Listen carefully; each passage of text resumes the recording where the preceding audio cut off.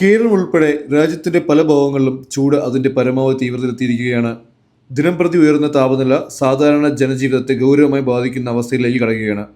ഈ സാഹചര്യത്തിൽ ആരോഗ്യ വിദഗ്ധർ നൽകുന്ന മുന്നറിയിപ്പ് അതീവ പ്രധാനമാണ്. തീവ്രത കൂടുമ്പോൾ സ്വയം പ്രതിരോധം വളരെ പ്രധാനമാണെന്നും ഓരോരുത്തരും ജാഗ്രത പാലിക്കണമെന്നും അവർ നിർദ്ദേശിക്കുന്നു. ചൂടുകൂടുന്ന ദിവസങ്ങളിൽ ശരീരത്തിലെ ജലാംശം വേഗത്തിൽ കുറയുന്നത് സാധാരണമാണ്. അതിനാൽ മതിയായ വെള്ളം കുടിക്കുന്നത്, പുറത്തു പോകുമ്പോൾ നേരിട്ട് സൂര്യപ്രകാശം ഒഴിവാക്കുന്നത്, ലഘുവായ വസ്ത്രങ്ങൾ ധരിക്കുന്നത് എന്നിവ നിർബന്ധമായും പാലിക്കേണ്ട കാര്യങ്ങളാണ്.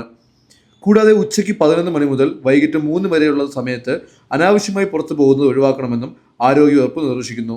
ചൂട് മൂലം ഡീഹൈഡ്രേഷൻ, ഹീറ്റ് സ്ട്രോക്ക്, തളർച്ച എന്നിവ ഉണ്ടാക്കാനും സാധ്യതയുണ്ട്. താപനില ഉയരുന്നതിനൊപ്പം വെള്ളക്ഷാമവും ഒരു വലിയ വെല്ലുവിളിയായി മാറുന്നു.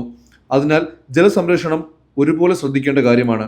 ഇത് വെറും ഒരു കാലാവസ്ഥാ മാറ്റമല്ല, മറിച്ച് നമ്മുടെ ആരോഗ്യത്തെയും ജീവിത രീതിയെയും നേരിട്ട് ബാധിക്കുന്ന ഒരവസ്ഥയാണ്. അതുകൊണ്ട് ജാഗ്രത പാലിക്കുക, സ്വയം സംരക്ഷിക്കുക, മറ്റുള്ളവരെയും ശ്രദ്ധിക്കുക.